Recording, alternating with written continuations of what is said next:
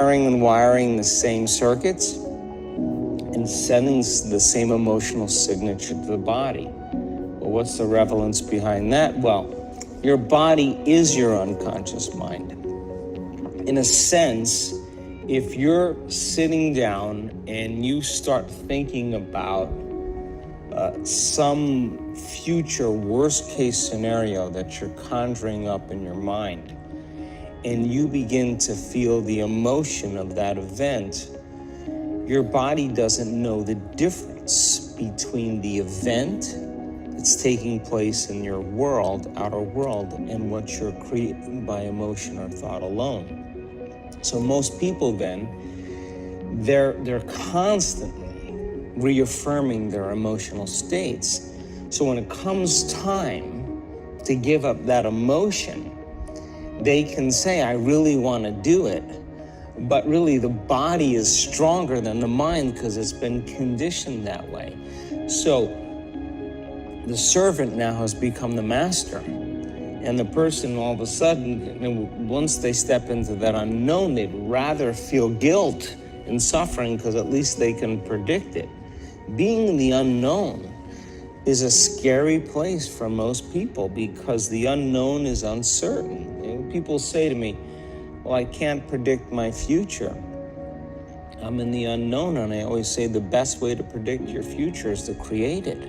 Not from the known, but from the unknown. What thoughts do you want to fire and wire in your brain? What behaviors do you want to demonstrate in one day?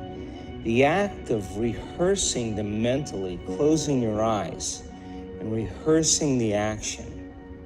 The rehearsing the reaction of what you want, or the action? The action of what you want. By closing your eyes and mentally rehearsing some action. If you're truly present, the brain does not know the difference between what you're imaging and what you're experiencing in 3D world. So then you begin to install the neurological hardware in your brain to look like the event has already occurred. Now, your brain is no longer a record of the past. Now it's a map to the future. And if you keep doing it, priming it that way, the hardware becomes a software program. And who knows, you just may start acting like a happy person. And then I think the hardest part is to teach our body emotionally what the future will feel like ahead of the actual experience. So what does that mean? You can't wait for your success to feel empowered. You can't wait for your wealth to feel abundant. You can't wait for your new relationship to feel love, or your healing to feel whole. I mean, that's the old model of reality of cause and effect, waiting for something outside of us to change how we feel inside of us. And when we feel better inside of us, we pay attention to whoever or whatever caused it. But what that means then is that from the Newtonian world is that most people spend their whole life living in lack, waiting for something to change out there. What do you mean the Newtonian world? The Newtonian world is all about the predictable.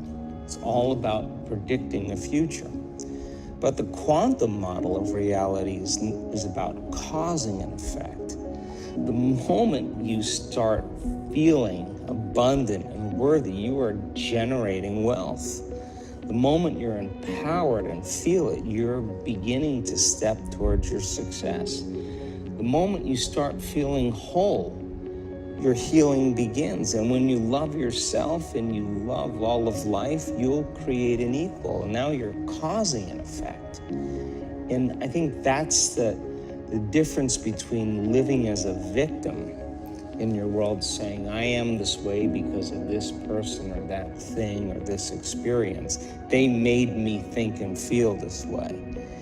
When you switch that around, you become a creator of your world, and you start saying, my thinking and my feeling is changing an outcome in my life. And now that's a whole different game, and we start believing more that we're creators of reality. And most people, when they have a thought, they just think that that's the truth. And I think one of my greatest realizations in my own journey was just because you have a thought doesn't necessarily mean it's true. So if you think 60 to 70,000 thoughts in one day, and we do, and 90% of those thoughts are the same thoughts as the day before, and you believe that your thoughts have something to do with your destiny, your life's not going to change very much, because the same thought leads to the same choice leads to the same behavior creates the same experience, and the same experience produces the same emotion. And so then the act of becoming conscious of this process, to begin to become more aware of how you think, how you act, and how you feel, it's called metacognition. And so then, why is that important? Because the more conscious you become of those unconscious states of mind and body, the less likely you're going to go unconscious during the day. And that thought is not going to slip by your awareness unchecked, because it means to know thyself. The word meditation means to become familiar with. So as you become familiar with the thoughts, the behaviors, and the emotions of the old self, you're retiring that old self. As you fire and wire new thoughts and condition the body into a new emotional state, if you do that enough times, it'll begin to become familiar to you. So it's so important, just like a garden. If you're planting a garden, you got to get rid of the weeds. You got to take the plants from the past year and you got to pull them out. The rocks that sift to the top, that are like our emotional blocks, they have to be removed. The soil has to be tenderized and broken down. We have to make room to plant a new garden. So primarily, we learn the most about ourselves and others when we're uncomfortable. Because the moment you move into that uncomfortable state, normally a program jumps in. When that program jumps in, it's because the person doesn't want to be in the present moment and engage it consciously. If you're not being defined by a vision of the future, then you're left with the old memories of the past, and you will be predictable in your life.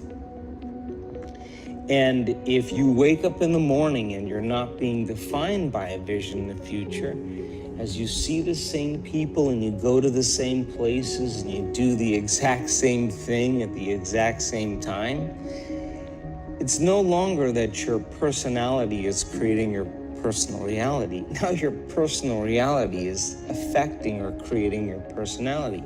Your environment is really controlling how you think and feel unconsciously, because every person, everything, every place, every experience has a neurological network in your brain. Every experience that you have with every person produces an emotion. So some people will use their boss to reaffirm their addiction to judgment.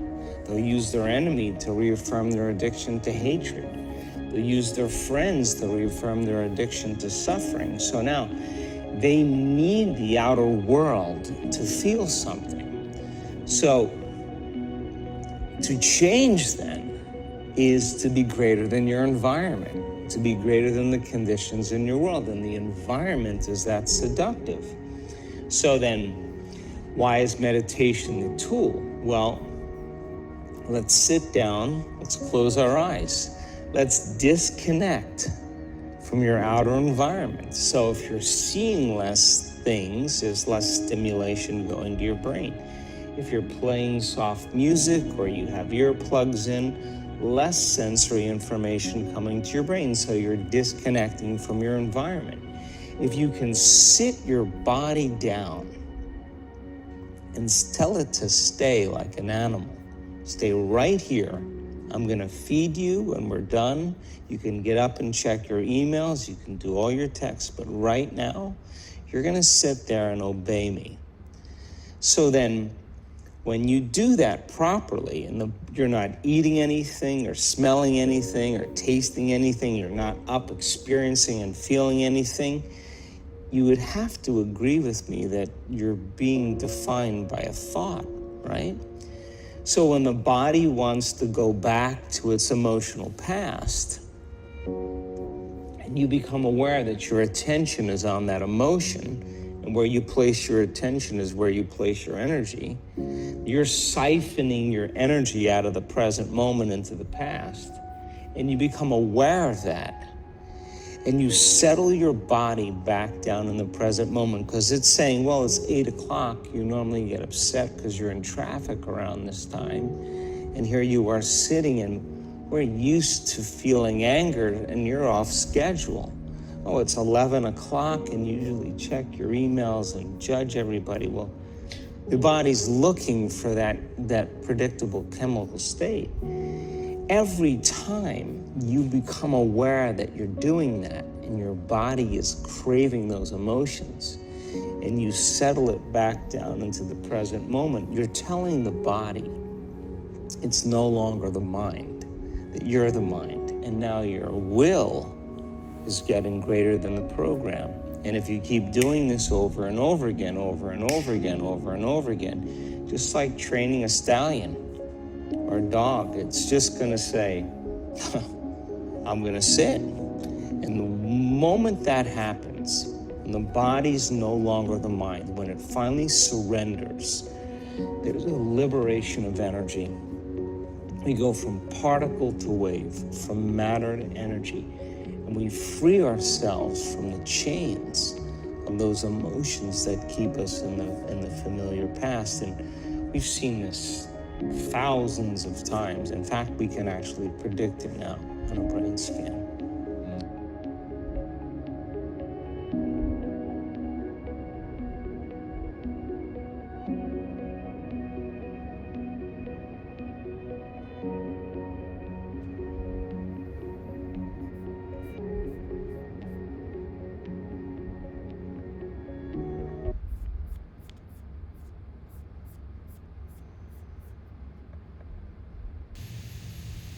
Wandering soul,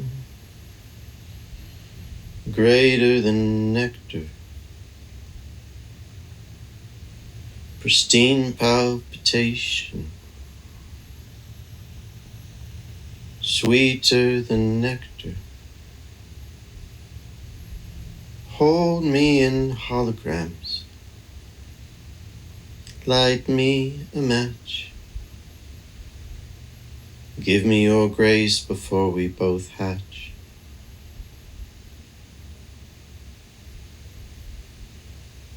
'Cause I have been waking,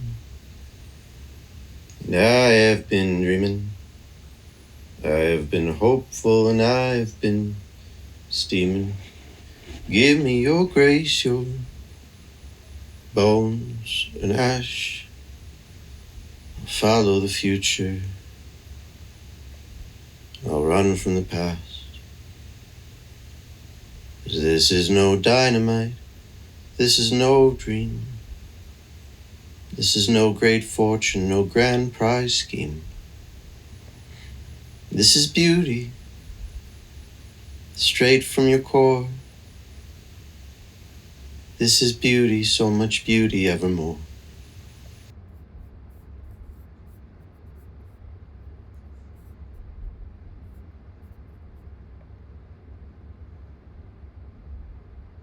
When Musk eased into the driver's seat of his new $1 million McLaren, he said to the CNN reporter taping the scene, "The real payoff is the sense of satisfaction in having created a company." At that point, a beautiful, willowy young woman who was his girlfriend put her arms around him. "Yes, yes, yes, but the car as well," she cooed. "The car, let's be honest." Musk seemed slightly embarrassed and looked down to check the messages on his phone. Her name was Justine Wilson, though when he first met her at Queen's University, she was still using her more prosaic given name, Jennifer. Like Musk, she had been a bookworm as a kid, though her taste ran to dark fantasy novels rather than sci-fi. She had been raised in a small river town northeast of Toronto and fancied that she would become a writer.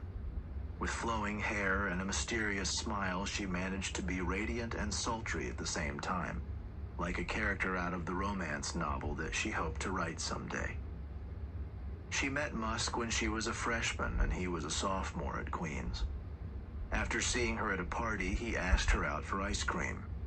She agreed to go with him the following Tuesday, but when he came by her room, she was gone. "What's her favorite ice cream?" he asked a friend of hers. "Vanilla chocolate chip," he was told. So he bought a cone and walked around campus until he found her studying a Spanish text in the student center. "I think this is your favorite flavor," he said, handing her the dripping cone. "He's not a man who takes no for an answer," she says. Justine at the time was breaking up with someone who seemed much cooler, a writer who sported a soul patch of hair on his chin. "I thought the soul patch was a dead giveaway that the guy was a douche," says Musk, "so I convinced her to go out with me." He told her, "You have a fire in your soul. I see myself in you."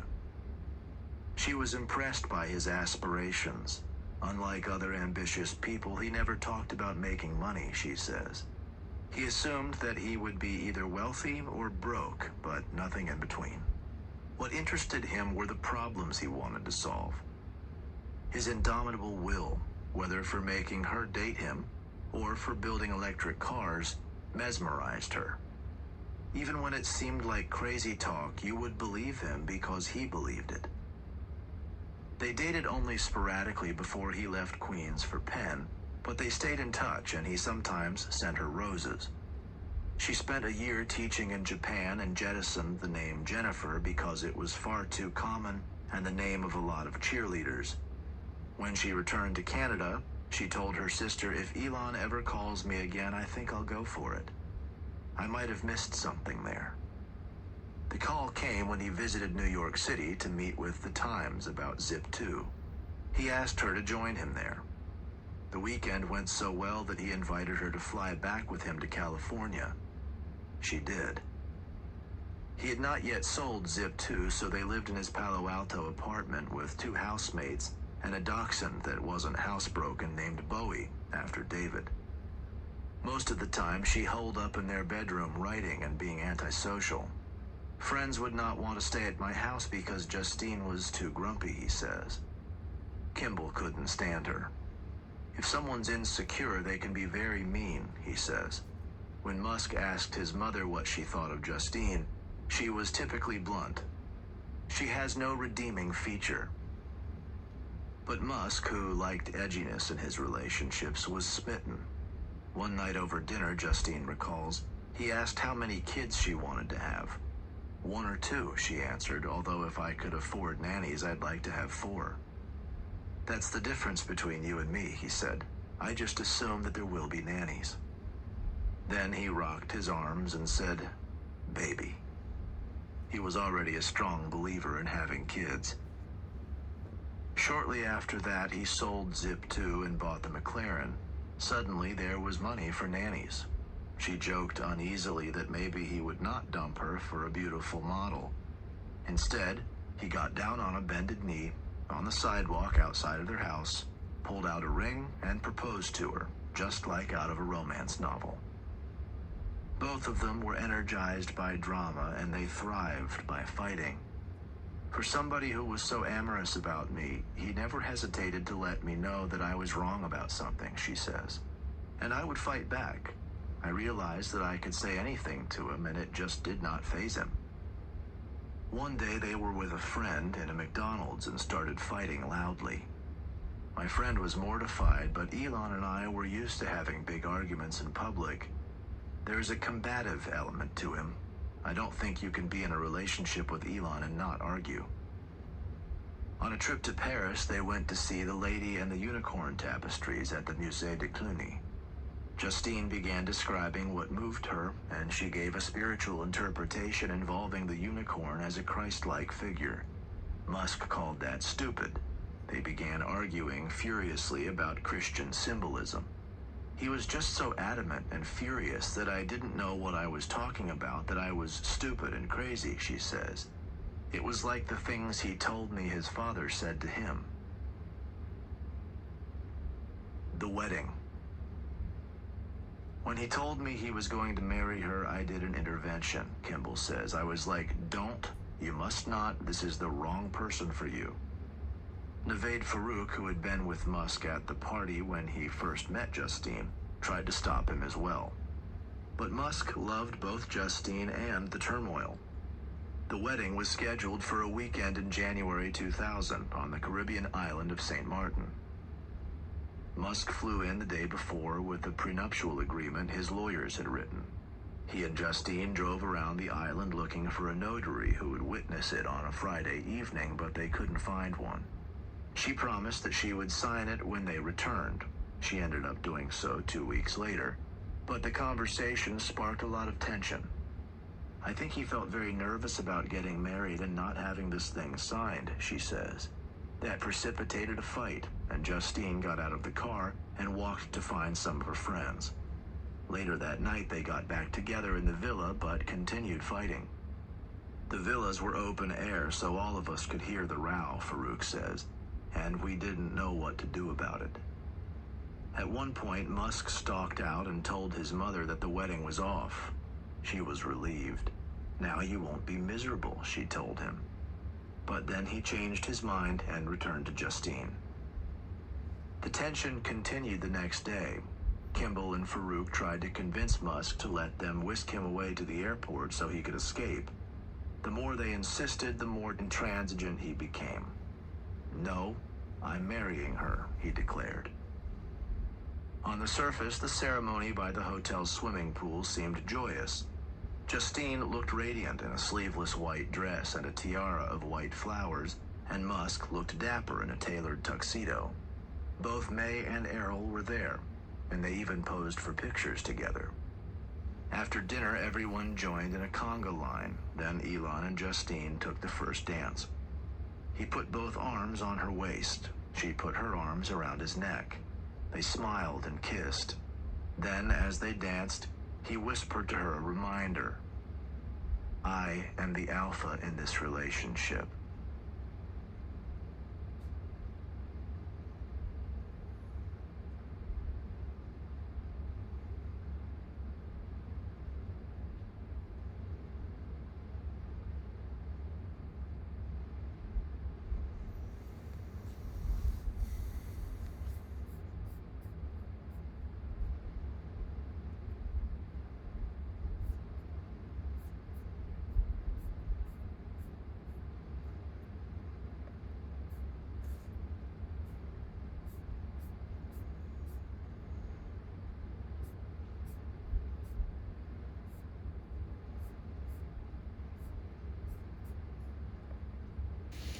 All you quiet keepers of your own truths,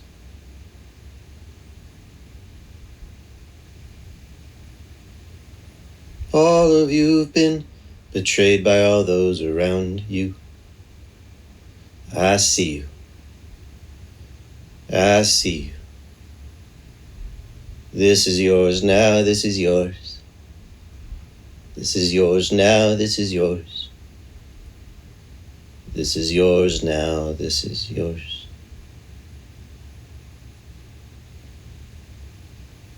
You thought that you were gentle and you thought that you were kind, but you've been bending over backwards for too much of your time. You've been chopping up your soul and doling out your spirit. And there's a story inside of you, but no one else could hear it. Everyone's been saying me, and you've been saying you. It's time for you to know the truth. There's beauty and truth inside of you.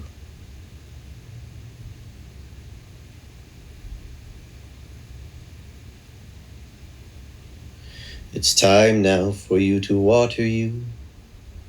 It's time for you to birth. It's time for you to scatter life all across this earth. And one day when you're scattered ash or buried deep down in You'll know that your spirit's free from the life you choose to lead. You know that you are free now from the life you choose to lead. You know that you are free now from the life you chose to lead.